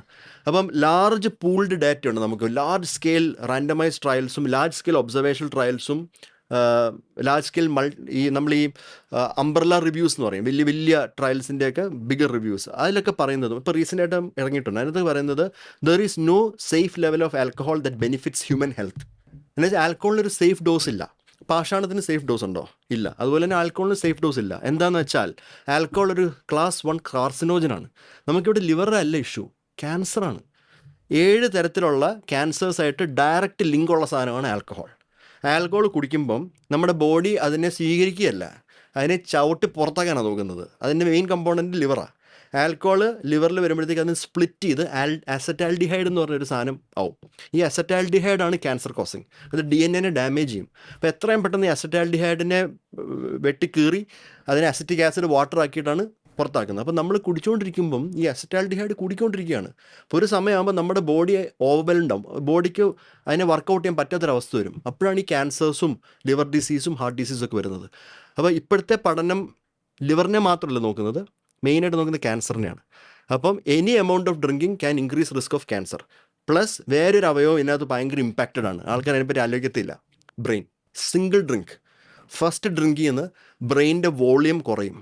നമുക്ക് ഗ്രേ മാറ്റർ വൈറ്റ് മാറ്റർ ഉണ്ടല്ലോ, നമ്മുടെ ഫുൾ ചിന്തയും കാര്യങ്ങളെല്ലാം ഗ്രേ മാറ്ററാണ്. ഈ ആൽക്കഹോൾ യൂസേഴ്സിലെ ഗ്രേ മാറ്റർ എമൗണ്ട് ഭയങ്കര കുറവാണ്. അതാണ് കുറേ കഴിയുമ്പോഴത്തേക്ക് ആൽക്കഹോളൊക്കെ അബ്യൂസ് വരുമല്ലോ. ലോങ് ടേം ഡ്രിങ്കിങ്ങിലുള്ള ആൾക്കാർ നമുക്ക് സംസാരിക്കാൻ പറ്റത്തില്ല, അവരുടെ അകത്തോട്ട് നമുക്കൊന്നും കയറ്റാൻ പറ്റത്തില്ല. ഒരു ബ്രിക്ക് വോള് മാതിരിയാണ്. അതുകൊണ്ടാണ് അങ്ങനത്തെ പേഷ്യൻസിനെയൊക്കെ ട്രീറ്റ് ചെയ്യാൻ നമുക്ക് പാടാം. അവരുടെ ഇൻസൈറ്റ് പോവും. ആരാണ് വേണ്ടപ്പെട്ടവർ, എന്താണ് ജീവിതത്തിൽ ചെയ്യേണ്ടത്, എന്താണ് പ്രയോറിറ്റീസ്, എല്ലാം പോയി. ബിക്കോസ് ആൽക്കഹോൾ കംപ്ലീറ്റ് ഇൻ കൺട്രോളാണ് അവിടെ. അങ്ങനെയുള്ളവരാണ് മരണപ്പെട്ടു പോകുന്നത്. എൻ്റെ ബുക്കിൽ ഒരു ഹോൾ ചാപ്റ്റർ ഉണ്ട് ആൽക്കഹോൾ ഡെഡിക്കേറ്റഡ്. അത് ശരിക്കും പറഞ്ഞാൽ എല്ലാവരും ഒന്ന് വായിച്ചിരിക്കേണ്ടതാണ്. മലയാളത്തിൽ കൂടെ ആ പുസ്തകം വരുമെന്ന് പ്രതീക്ഷിക്കട്ടെ. Yes, definitely. As a concluding note, ഒരു ഹെപ്പറ്റോളജിസ്റ്റ് എന്നുള്ള നിലയ്ക്ക് നമ്മുടെ ചുറ്റും കാണുന്ന ജീവിതങ്ങളിലെ പ്രാക്ടീസസിനെ കുറിച്ച് ഡോക്ടർക്കുള്ള വിമർശനങ്ങൾ എന്തൊക്കെയാണ്, അഡ്വൈസസ് എന്തൊക്കെയാണ്? എൻ്റെ ഫസ്റ്റ് അഡ്വൈസ് എന്നുള്ളത്, യൂട്യൂബ്, ഇൻസ്റ്റഗ്രാം, ഫേസ്ബുക്ക് എന്നീ സോഴ്സസ് ഹെൽത്ത് കെയർ സോഴ്സസായിട്ട് എടുക്കാൻ പാടില്ല. അവിടെ നിന്നുള്ള അഡ്വൈസ് നിങ്ങൾ സ്വീകരിക്കാതിരിക്കുക. ഇപ്പം ഡോക്ടേഴ്സ് അല്ല കൂടുതലും അവിടെ അഡ്വൈസ് തരുന്നത്, ഡോക്ടർ കളിക്കുന്ന ആൾക്കാരാണ്. അതൊരു റോൾ പ്ലേയിങ് ആണ്. അപ്പോൾ അതിൽ നമ്പർ 1. നമ്പർ 2 എന്ന് പറയുന്നത്, നമ്മളിലുള്ള കുറച്ച് റിസ്ക് ഫാക്ടേഴ്സ് നമ്മൾ അറിഞ്ഞിരിക്കണം. ഇപ്പോൾ ഫോർ എക്സാമ്പിൾ ഡയബറ്റീസ്, ഒബീസിറ്റി, ഇങ്ങനെ കുറച്ച് മെറ്റബോളിക് ഹെൽത്ത് റിലേറ്റഡ് ആയിട്ടുള്ള റിസ്ക് ഫാക്ടേഴ്സ് എന്താണെന്നുള്ളത് നമ്മൾ അറിഞ്ഞിരിക്കണം. നമ്മുടെ ഫാമിലിയിൽ ഇതൊക്കെ ഉണ്ടോയെന്ന്, ഇമ്മീഡിയറ്റ് മെമ്പേഴ്സിലുണ്ടോയെന്ന് അറിഞ്ഞിരിക്കണം. അങ്ങനെ ഉണ്ടെങ്കിൽ നമ്മളൊരു അറ്റ് റിസ്ക് ഗ്രൂപ്പാണ്. അങ്ങനത്തെ അറ്റ് റിസ്ക് ഗ്രൂപ്പ് പേഷ്യൻസിൽ ഈ പറയുന്ന പോലെ ഒരു ഹെൽത്ത് ചെക്കപ്പ് നല്ലതാണ്. അതായത് നമ്മുടെ liver functions, thyroid functions, lipids, uric acid, ഇതൊക്കെ ചെയ്യുന്നത് at least once in your lifetime it is good. അത് ചെയ്യുന്നതിന് കുഴപ്പമില്ല. അല്ലാതെ executive, silver package, gold package, whole body MRI health checkup പരിപാടി പോകാൻ പാടില്ല. അത് വേസ്റ്റ് ഓഫ് മണിയാണ്. അതുകൊണ്ട് ആർക്കും ഒരു നേട്ടമില്ല, ഹോസ്പിറ്റൽസിന് പൈസ കിട്ടുന്നതേ ഉള്ളൂ. അപ്പോൾ നമ്മൾ റാഷണലിയും പർപ്പസ്ഫുള്ളി ആയിരിക്കണം നമ്മുടെ ഹെൽത്ത് നോക്കുന്നതും ചെക്ക് ചെയ്യേണ്ടതും. മൂന്നാമത്തത് എല്ലാവരും ഭയങ്കരമായിട്ട് അണ്ടർ റേറ്റ് ചെയ്യുന്നൊരു കാര്യമുണ്ട്. ലിവർ ഹെൽത്തിനെ നമ്മൾ സംസാരിച്ചില്ല, പക്ഷേ ഏറ്റവും ഇമ്പോർട്ടൻറ്റ് സ്ലീപ്പാണ്. അറ്റ്ലീസ്റ്റ് ഒരു 7 തൊട്ട് 8 മണിക്കൂർ വരെ എങ്ങനെയും നന്നായിട്ട് ഉറങ്ങാൻ ശ്രമിക്കണം. വളരെ ഇമ്പോർട്ടൻ്റ് ആണ്. ബിക്കോസ് ലിവർ ഡിസീസ്, ലിവർ ഹെൽത്തിൻ്റെ ഏറ്റവും വലിയൊരു ആസ്പെക്റ്റ് ഗുഡ് റെസ്റ്റോറേറ്റീവ് സ്ലീപ്പാണ്. ഇപ്പോൾ പലർക്കും വർക്കൊക്കെ കാരണം വീക്ക് ഡേയ്സ് ഉറങ്ങാൻ പറ്റത്തില്ലായിരിക്കാം. ഇപ്പം ഞാനൊക്കെ ആണെങ്കിലും ഒരു 5 hours 6 hours നമുക്ക് ഉറങ്ങാൻ പറ്റത്തുള്ളൂ. പക്ഷേ പഠനങ്ങൾ പറയുന്നത് എന്താണ്? Something known as ക്യാച്ചപ്പ് sleep. അതായത് ശരിക്കും പറഞ്ഞാൽ നമ്മൾ 7 മണിക്കൂർ 6 days ഉറങ്ങണം, 5 days ഉറങ്ങണമെന്ന് വെച്ചാൽ അപ്പോൾ 7 into, ഞാൻ കണക്കിന് ഭയങ്കര മോശമാണ്, അതുകൊണ്ടാണ് മെഡിസിൻ എടുത്തത്. അപ്പോൾ 5 into 7 എന്ന് പറഞ്ഞാൽ 35 hours നമുക്കവിടെ സ്ലീപ്പ് വേണം. പക്ഷെ നമുക്കൊരു 30 hours സ്ലീപ്പ് കിട്ടിയുള്ളൂ ആ പെർട്ടിക്കുലർ വീക്ക്. അപ്പോൾ സാറ്റർഡേ സൺഡേ ഉണ്ടല്ലോ, ആ extra sleep hours Saturday Sunday ഉറങ്ങി തീർക്കണം. അതിനാണ് ക്യാച്ചപ്പ് സ്ലീപ്പ് എന്ന് പറയുന്നത്. അങ്ങനെ ചെയ്യുന്നവർക്ക് കുറച്ചുകൂടെ ലിവർ ഹെൽത്ത് ബെറ്റർ ആണെന്നുള്ളതിൻ്റെ പഠനമൊക്കെ ഉണ്ട്. ലിവർ മാത്രമല്ല, മെറ്റബോളിക് ഹെൽത്ത്. നാലാമത്തത് ഫിസിക്കൽ ആക്ടിവിറ്റി മസ്റ്റാണ്. നമ്മുടെ കൾച്ചറെ ചേഞ്ച് ചെയ്യണം. ഒരു ഫിസിക്കലി ആക്റ്റീവ് പോപ്പുലേഷൻ ആവാൻ ശ്രമിക്കണം. 154 minutes per week aerobic activity ചെയ്താൽ നിങ്ങളുടെ ലിവർ നിങ്ങളെ താങ്ക് ചെയ്യും. അതിന് ഏറ്റവും ഇഷ്ടമുള്ള സാധനമാണ്. 154 minutes പെർ വീക്ക് മതി. എല്ലാ ദിവസവും ജിമ്മിൽ പോയിട്ട് വലിയ ഡമ്പൽ പോക്കേണ്ട ഒരാവശ്യമില്ല. Simple brisk walking, cycling, swimming, jogging, running, ഇങ്ങനത്തെ കാര്യങ്ങളും സിമ്പിൾ ഫ്ലോർ എക്സസൈസസും സ്ട്രെച്ചിങ്ങും ബാലൻസ് വരുന്ന എക്സസൈസസും നമ്മുടെ ഫിറ്റ്നസ് വർദ്ധിപ്പിക്കുന്ന എക്സസൈസ്. അതായത് നമ്മൾ ബോഡി ബിൽഡ് ചെയ്യാൻ വേണ്ടി ഒന്നും ചെയ്യേണ്ട ആവശ്യമില്ല. ഇത് മാത്രം ശ്രദ്ധിക്കുക. 154 minutes per week. And last, എല്ലാ വ്യക്തികളും once in a lifetime hepatitis ബിയും ഹെപ്പറ്റൈറ്റിസ് സിയും ചെക്ക് ചെയ്യണം. ഹെപ്പറ്റൈറ്റിസ് ബി സൈലൻ്റ് ആണ്. പലരും ലിവർ ക്യാൻസറും സിറോസൊക്കെ ആയിട്ടാണ് നമ്മുടെ അടുത്ത് വരുന്നത്. പിന്നീടാണ് അറിയുന്നത് അവരുടെ ഫാമിലിയിലും പലർക്കും ഉണ്ടെന്നൊക്കെ. അപ്പോൾ once in your lifetime check for hepatitis B, hepatitis C. Hepatitis B ഇല്ലെങ്കിൽ ഹെപ്പറ്റൈറ്റിസ് ബി വരാതിരിക്കാനുള്ള വാക്സിൻസ് ഉണ്ട്, വളരെ സേഫാണ്. അതെടുത്താൽ ഹെപ്പറ്റൈറ്റിസ് ബി വരില്ല. ഹെപ്പറ്റൈറ്റിസ് സി ഉണ്ടെങ്കിൽ അതിനെ ചികിത്സിച്ച് ഭേദപ്പെടുത്താനുള്ള മരുന്നുകൾ ഇപ്പോൾ ഉണ്ട്, കംപ്ലീറ്റ്ലി ക്യൂറബിൾ ആണ്. അതുകൊണ്ട് ഇത് രണ്ടും നിങ്ങൾ നോക്കണം എന്നുള്ളതാണ് എൻ്റെ ഫൈനൽ ഒരു അഡ്വൈസ്. ലിവറുമായിട്ട് മെൻ്റൽ ഹെൽത്തിന് എന്തെങ്കിലും ബന്ധമുണ്ടോ? ലിവർ മെൻ്റൽ ഹെൽത്തിൻ്റെ ഭാഗമായിട്ട് ലിവർ ഇൻവോൾവ് ആവാം. ലിവർ ഇൻവോൾവിൻ്റെ ഭാഗമായിട്ട് മെൻ്റൽ ഹെൽത്ത് ബാഡ് ആവാം. ഫോർ എക്സാമ്പിൾ, ഇപ്പം mental health disorder, psychiatric disorders ഉള്ള ചെറുപ്പക്കാരിലും പിള്ളേരിലൊക്കെ നമ്മളൊരു ലിവർ ഡിസീസ് ഉണ്ടോ ഇല്ലയോ നോക്കും. അതിൻ്റെ പേരാണ് വിൽസൺസ് ഡിസീസ്. ശരീരത്തിൽ കോപ്പറിൻ്റെ അംശം കൂടുമ്പോൾ വരുന്ന ഒരു അസുഖമാണ്. അതൊരു ജനറ്റിക് ഡിസീസാണ്. അപ്പോൾ പല പേഷ്യൻസും സൈക്യാട്രിക് ആൾക്കാരായിട്ടാണ് പ്രസൻറ്റ് ചെയ്യുന്നത്. അപ്പോൾ സൈക്യാട്രിക് മരുന്ന് കൊടുത്തുകൊണ്ടിരിക്കും, പക്ഷേ അത് ആക്ച്വലി ലിവർ ഡിസീസ് കാരണമാണ്. അപ്പോൾ ആ ലിവർ ഡിസീസിനെ ട്രീറ്റ് ചെയ്യുമ്പോൾ വേറെ സൈക്യാട്രിക് സിംറ്റംസും മാറും. അങ്ങനെ ഇനി ലിവർ ഡിസീസ് ഉള്ളവർക്ക് മെൻ്റൽ ഹെൽത്ത് പ്രോബ്ലംസ് പലതും വരാം. ഫോർ എക്സാമ്പിൾ, ഇപ്പം എൻ്റെ തന്നെ cirrhosis patients with or without cancer, അവരുടെയൊക്കെ ഏറ്റവും വലിയ ഇഷ്യൂ എന്ന് പറയുന്നത് ഇൽനെസ് ആങ്സൈറ്റി ഡിസോർഡർ എന്ന് പറയും. അതായത് ഈ അസുഖം കാരണം എനിക്ക് എന്താവും, എന്ത് വരാം, ഞാൻ നാളെ ഉണ്ടോ മറ്റന്നാളുണ്ടോ എന്നുള്ളൊരു ചിന്ത. അത് കാരണം അവർക്ക് ഡിപ്രഷനും ആങ്സൈറ്റിയും സൈക്കോസിസൊക്കെ ഭയങ്കര കോമൺ ആണ്. അപ്പം ഇങ്ങനെ ഒരു കണക്ഷനും ഉണ്ട്, liver with mental health and mental health with liver. Sexual വെൽനെസ്സുമായിട്ട് ഇതിന് ബന്ധമുണ്ടോ? യെസ്. മോസ്റ്റ് കോമൺലി കാണുന്നത് ആൽക്കഹോൾ യൂസേഴ്സിലാണ്. ആൽക്കഹോൾ യൂസ് ചെയ്യുന്ന വ്യക്തികളിൽ ഇപ്പോൾ സിറോസിസ് ഉണ്ടെങ്കിൽ ഇല്ലെങ്കിലും സ്പേം ഉണ്ടാക്കാനുള്ള കപ്പാസിറ്റിയും സ്പേമിൻ്റെ അളവും കുറവാണ്.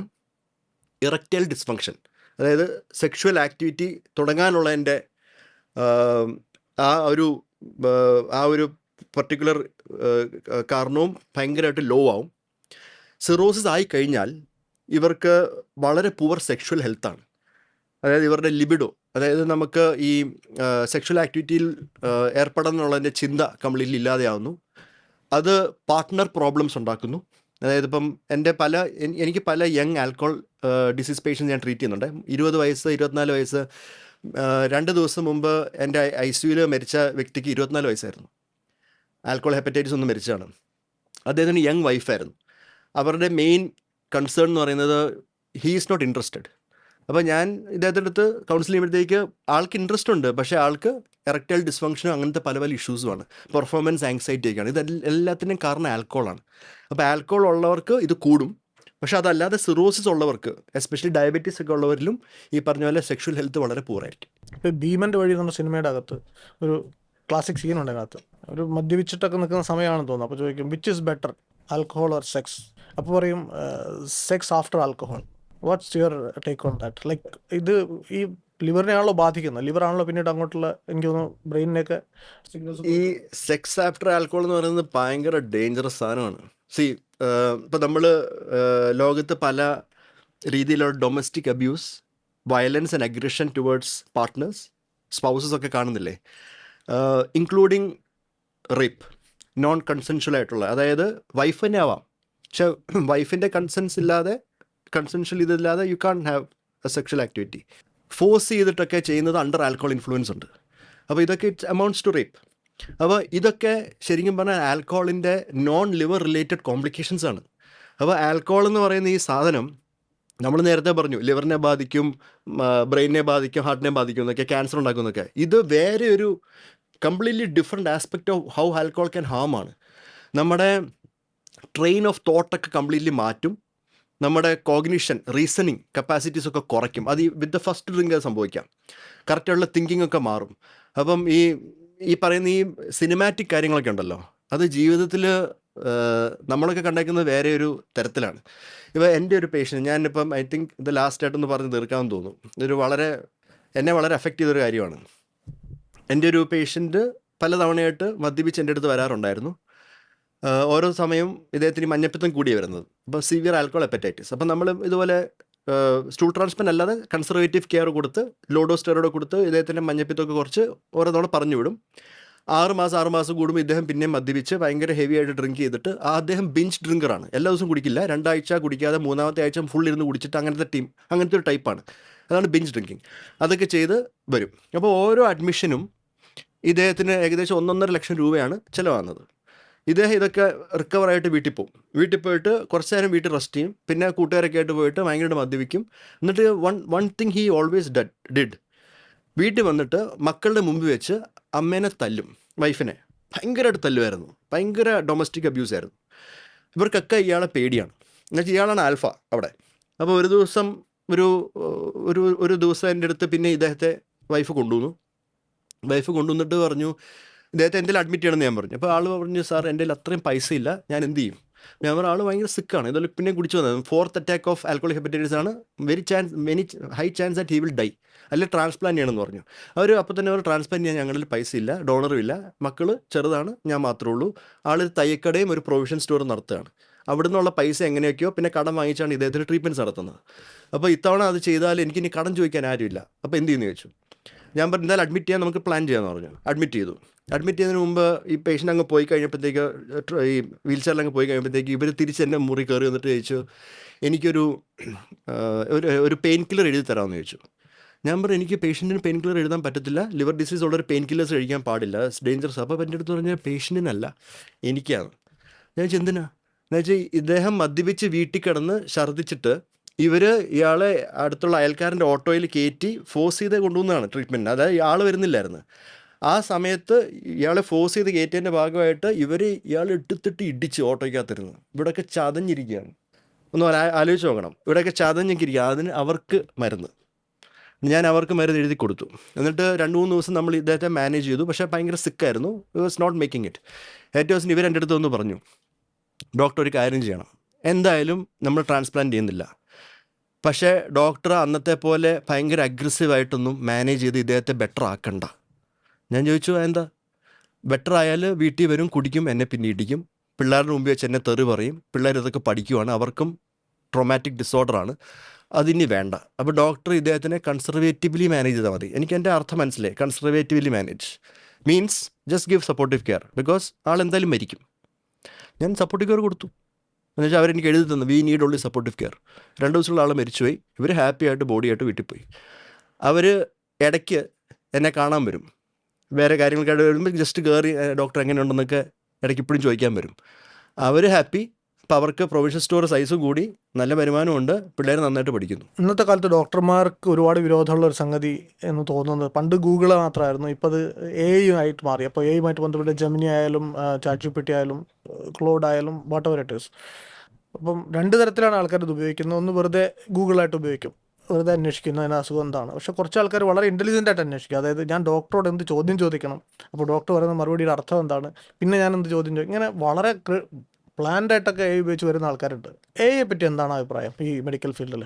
എൻ്റെ അടുത്ത് ചോദിച്ചാൽ AI എന്ന് പറയുന്നത് നമ്മുടെ ഏറ്റവും ബെസ്റ്റ് ഫ്രണ്ടാണ്.